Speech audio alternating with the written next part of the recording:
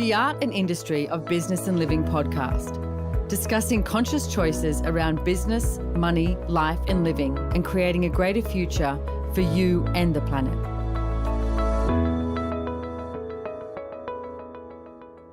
Hi everybody, this is Simone Milasas and welcome to your podcast, The Art and Industry of Business and Living. And I have a good friend of mine, Susanna Mittermaier. She's actually, where are you from? You're from Austria, but you live everywhere. Exactly. Literally, that's how it is. Grew up in Austria and live in the world. I thought you were Swedish when I first met you because you were living in Stockholm, but you're actually Austrian, grew up in Vienna, Austria, and has a bunch of things under her belt. So I'm pretty excited to talk to her today. She's a clinical psychologist, a therapist, an international speaker, an international best-selling author, a radio show host on one of America's leading radio stations, and author of her new book, Pragmatic Psychology, Practical Tools for Being Crazy Happy is Creating a New Paradigm with Psychology and Therapy, Pragmatic Psychology, which is a really fun topic to talk about. And I love that when I actually said to Susanna, hey, you want to come on the podcast? What do you want to talk about? And she said, what about the art of being insanely irresistible? And she said, want to do something about being strange and using that strangeness as a resource to create. And that so put a smile on my face because, Susanna, when I think of you, and it's like, and I mean, we get to see each other all over the world because we both travel a lot. So we get to see each other at classes, etc. And that is pretty much the way I would describe you, Susanna. So anyway, first of all, welcome, Susanna Mittermaier, to this podcast. Thank you, Simone. Thank you for having me. And thank you for having this awesome show. You're welcome. Incredible. And it's like, it's so funny when you say the strangeness, like I spend so much of my life to try to be normal, especially when I got these titles that you mentioned before, psychologist and all that. Because, when you are professional in a world like this, it's so funny how you try to live up to whatever box you've decided you should live in. If you have a job as a whatever teacher, psychologist, parent, all of these are, jobs. And it's so interesting once we grow up and we have a role in this world as something, how we try to live up to that role and try to be normal. And I tried that for a while. It didn't go so well. What I lost most of all was having fun, being happy. So I just asked, okay, so in my world was just a demand of this needs to change. Like, what else is possible? Like, if it's not fun, why do it? So I asked one of these amazing access consciousness questions. I didn't even know it was access back then because that was before I met access. I asked literally, what else is possible? Like, this needs to change. And a whole new world opened up. And I realized that being normal, that role is taken. Everybody is normal already. Being different and being strange, as most of us are, you probably wouldn't listen to this show if you wouldn't be a bit different or have something in your world where you go, okay, I think I'm strange somehow. And most of us think it's something terrible. It's a liability. It's something we have to get rid of and all that stuff to have success in this world. And what if it is not what's required to have success?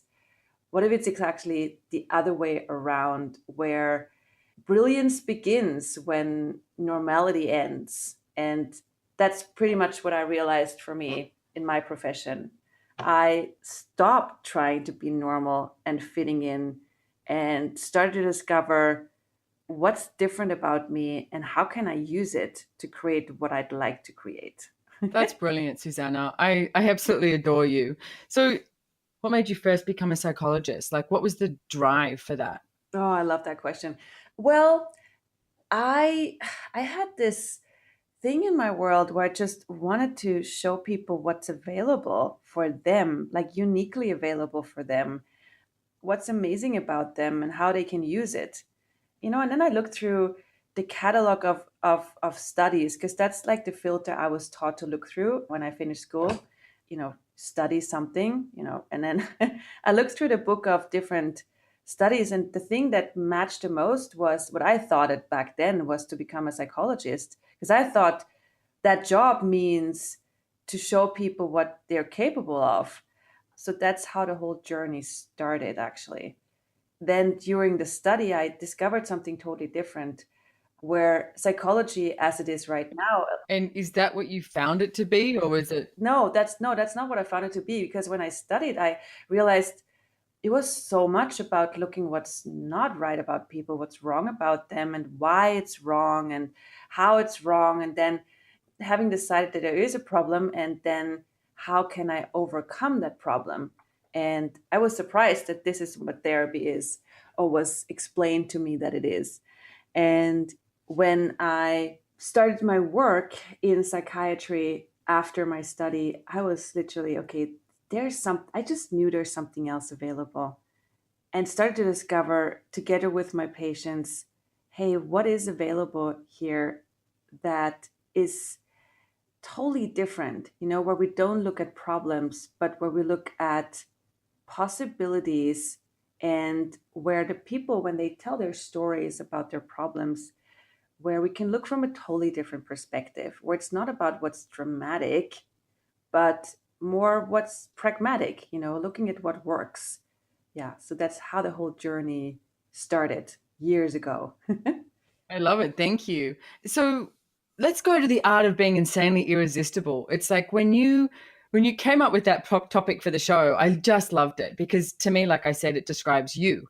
I mean, you walk across a room and it's like you do have this energy of like, who is that woman? It's like that's the way, I would look at you. So how do you see like being insanely irresistible, and how would you like to invite listeners out there to be that energy of being insanely irresistible? What sort of tools can we give them? So, what I find goes on for most people, that it's very tempting to be normal, or to, like, most of us, like, get a sense of what's normal in our world, even if it's not always spoken, but you kind of know how you should behave in different situations. It's like just when you go outside the house and you go into a certain group, maybe, I don't know, you go to your work or you go to a parent group, whatever setting it is, there are these unspoken rules of how to behave and how to be, and where the line is of, okay, you can be a bit different, because it's kind of cool to be different in our world nowadays, but there's always this line of don't go beyond that line of being too different. And we all know that. We are all aware of that somehow, even if it's spoken. So it's really cool to just, first of all, acknowledge that we have that awareness of, when you go out in a group, we have that awareness of what's normal and what not. And most of us make that awareness of what they should behave like and what they should be, or what others expect of you to be like.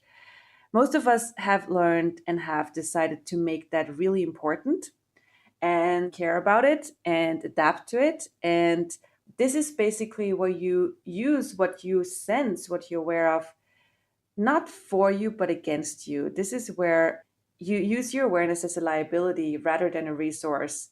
So, what if, like, you start turning this exactly the other way around, and be aware of what other people expect of you, but go, okay, thank you for the information.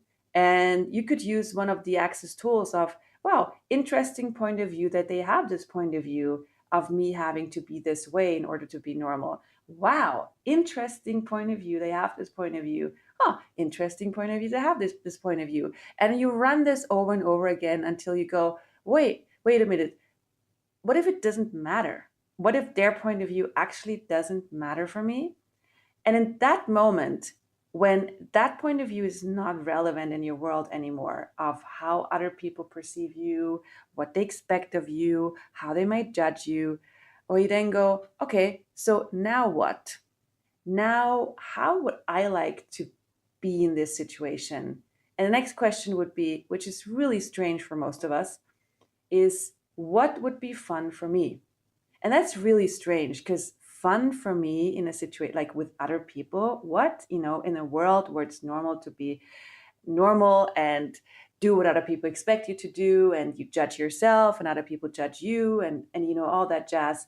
And then you go and don't make other people's points of view relevant. You don't go for normality. You ask, so what's beyond that? And what would be fun for me? Because as I said in the beginning, it's like when you try to be normal, fun ceases and joy ceases to exist. And when you want to create your life, like the elements of creation are this liveliness, the fun, and the joy. This is where you get access to your creativity. This is where you become insanely irresistible to people because you are different. You are you. Yeah, as I said before, like brilliance begins where normality ends. It's like there's where all your creativity is. This is where all your ideas, those crazy ideas are. All these people in our that we know in this world that had great inventions, for example, Steve Jobs or Richard Branson, all these people, they wouldn't have had these amazing inventions and ideas if they tried to be normal. They were allowing themselves to be strange and different. And these are also the people that become insanely irresistible because don't we all flock to people where we go, oh my God, how do they do this? They're so different. Like Simone said before, like who is that person? Like when you are being different, you put people in question, and that's a cool thing because we're mostly prone to giving people an answer of who we are, or we want to satisfy people's answers of who we are and make them feel comfortable. What if you don't try to make people comfortable anymore, but allow that uncomfort of putting them in question of who you are by being just whatever is fun for you to be. That's what I love inviting people to, this crazy difference where crazy is not a problem anymore, but where it's a possibility that invites the world to something that hasn't existed yet. In our world, it's normal to have a problem. And what if we create a world where ease is normal rather rather than problems? I love that, Susanna. That's brilliant. And it's like, I remember when Gary Douglas, the founder of Access Consciousness, said, years ago, it's like one of the most attractive things in the world is when you are being you, which is what we're referring to, like the art of being insanely irresistible. When you're being you, it is one of the most attractive things in the world. Because if you look at people who you're attracted to, who you find insanely irresistible, they're usually choosing for them. Everything that Susanna's been talking about, it's like they're willing to be, the brilliance of them. It's like they're willing to be different. They're willing to do something not normal. And I mean, I know for myself, it's like there were so many projections at myself for so many different for years as well, that once I sort of settled down and once I stopped traveling the world and once I, find a good, safe job and do all of that, then I'll be happy. And I was like, are you kidding me? And I was like, I'm happy now. But I was happier and happier as I began to choose for me. And what I noticed, Susanna, is that as I began to choose for me, it's like it wasn't choosing against anyone else, but I was choosing for me. People would not be able to handle it. Like they would be they couldn't fit me into a box anymore. So to them, it was sort of a deterrent to them because they couldn't figure out who I was anymore. So what if you were willing to be that? What if you were willing to be the person that no one can figure out anymore because you keep choosing for you and you keep choosing something different every moment of the day? That's being the insanely irresistible. And everything that doesn't allow you to be that every moment of the day, we destroy and uncreate it. Right and wrong, good and bad, pock and pot, all nine shorts, boys and beyonds. So, Susanna, you have a class that you're doing in Australia coming up very soon. Can you talk a little bit more about the class that you've got coming up? Sure. I'm so bad with dates, so I'm just like I have a class coming up in Noosa, Australia in December, and it's a pragmatic psychology class, 1.5 day, and it's where you're invited to discover and access that insane you that opens up the space to have you like use you and use you and use yourself as a possibility to create the life that truly works for you. I love what you said, Simone, about the choosing for you, because like one of the things that's really insane in our world is to choose for you. It's like, why would you? So this is also like these classes are also an invitation for you to be insane enough, be weird and strange enough to choose for you and to commit to your life. Because when you commit to your life, when you say, yes, I'm all in, things start to work in a way that are insanely amazing. And I say insanely from this reality. It's like things you've been asking for find you, because the things you are asking for are coming from a space that, when you ask for more money, when you ask for more sex, you ask for whatever you ask for, like when you ask for more, that energy is different than what you had so far.